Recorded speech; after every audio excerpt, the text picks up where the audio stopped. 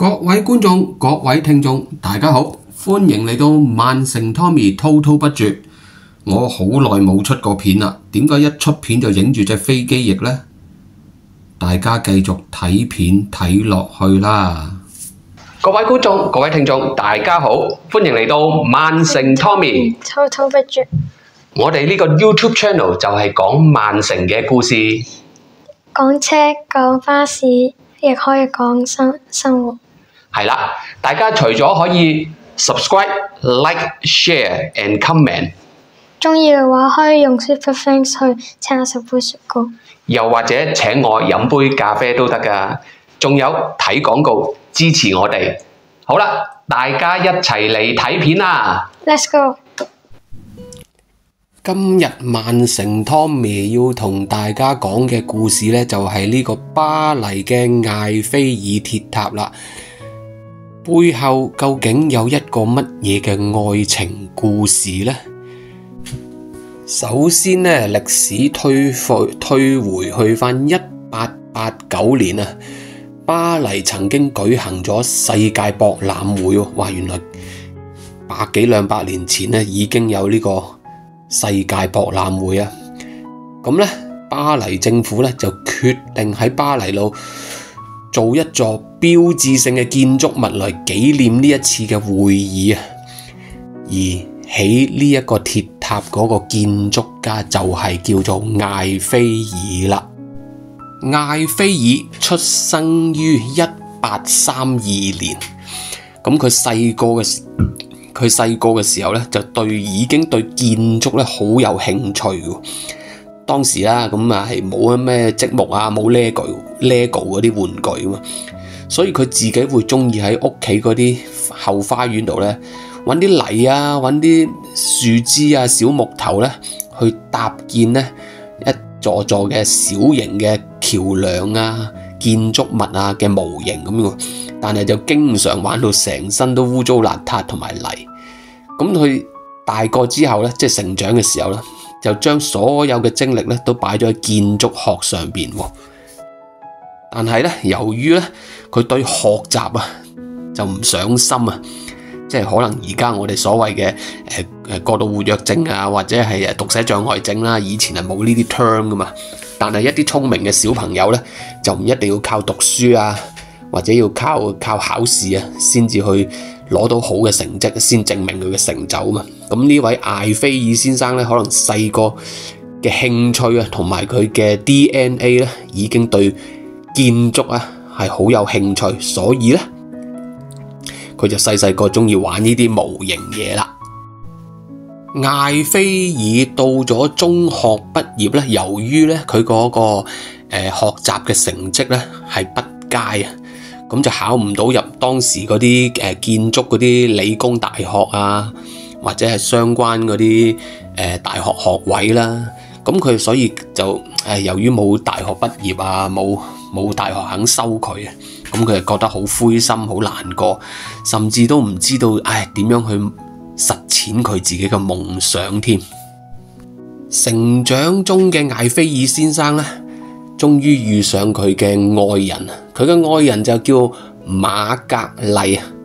咁當時瑪格麗咧知道艾菲爾嘅夢想係成為一個建築家啦，咁所以瑪格麗亦都喺佢身邊好支持佢啦，鼓勵佢啦，並且咧即係叫佢唔好灰心啊，唔好放棄，一定要為自己嘅夢想去爭取。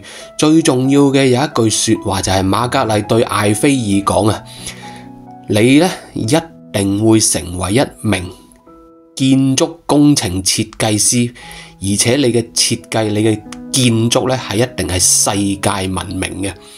咁當時瑪格麗仲同佢講咗一句話，我要聽見你在那座建築上對我說你愛我。呢一句說話就鼓勵咗艾菲爾。艾菲爾得到瑪格麗嘅鼓勵之下呢，終於喺艾菲爾24歲嗰一年呢，佢接到人生第一個工程啊！嗰個工程就係喺呢個加龍河嘅鐵道橋嘅工程啊！佢當時就運用咗一個高壓空氣咧嚟驅動嘅橋躉嘅技術，而呢一個技術咧就令佢獲取一個建築界嘅好大嘅成就同埋一個認可啊！嗱，當然啦，你問我咩叫高壓空氣，我係唔知咩嚟嘅，因為我唔係讀建築㗎。不過真係呢位艾菲爾先生得到佢嘅妻子咧鼓勵之下咧，造成咗佢第一單成功嘅工程啦。咁艾菲爾同埋瑪格麗咧結婚，但係咧佢哋嘅婚姻咧就冇去到白頭到老。點解呢？因為結婚15年之後咧，瑪格麗咧就好不幸，因為危疾而去世。咁當瑪格麗去世之後咧，艾菲爾繼續佢嘅生活同埋工作啦，而佢嘅工作亦都係好成功。一個又一個成功嘅工程，但係都令唔到佢好快樂，因為佢失去咗佢嘅妻子瑪格麗。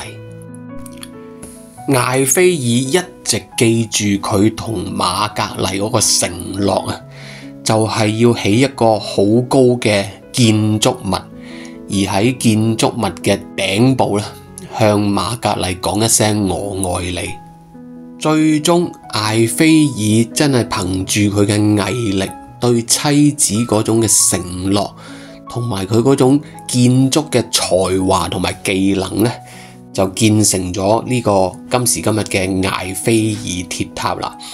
嗱，據資料講咧，佢呢個巴黎鐵塔嘅係畫咗超過5000張嘅設計圖啊，用咗超過9000噸嘅鋼鐵。成個鐵塔嘅高度咧係324米啊，係當時世界上最高嘅建築物。而艾菲爾先生最後當然可以喺塔頂離開天堂最近嘅地方，向佢心愛嘅妻子瑪格麗講一聲我愛你。呢一個就係成套巴黎鐵塔嘅愛情故事啦。唔知大家聽咗之後有咩感覺啊？不妨可以喺下邊留言講下你嘅感受啦。而艾菲爾先生呢，自從瑪格麗過身呢之後，佢係一直沒有再娶。而艾菲爾先生呢，係去到1923年離世，享年91歲。我同我朋友都喺艾菲爾鐵塔下面拍咗一小段嘅片啦，同埋咧喺艾菲爾對住嘅另一個廣場上面咧，亦都有一班跳係咪叫 Tango 咧，即係一班跳舞嘅藝術表演啊喺度啊，咁啊，所以大家睇片啊睇到尾啦，咁啊有少少花絮嘅。巴黎第一個地標艾菲爾鐵塔嘅故事就同大家講完啦，唔知大家有啲咩嘅評語感受，不妨喺下邊留言話俾我聽啊！下一個故事呢，會係另一個巴黎嘅地標，究竟係一個乜嘢嘅建築物呢？而我又會同大家分享一個乜嘢嘅故事呢？大家記住 Like、Subscribe and Share， 等待我下一條片出咯。拜拜。咁呢個鐵塔呢，有幾層啊？大家見到啦。咁如果入去呢，無論你係搭 lift 啦，定係行路啊，行樓梯咧，都係要俾錢㗎。咁首先呢，會見到呢，中間呢度呢，有一個比較底層嗰個啦，然之後就去到中層嗰度啦。我諗層嗰度又係有餐廳食肆啦，我睇佢個樣似。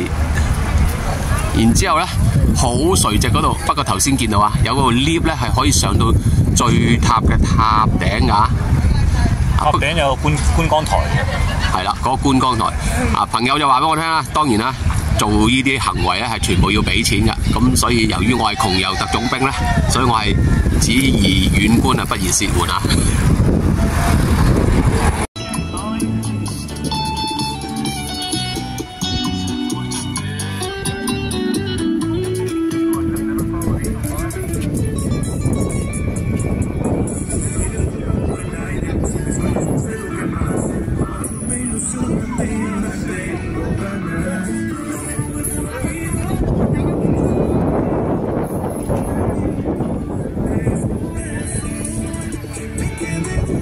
拜。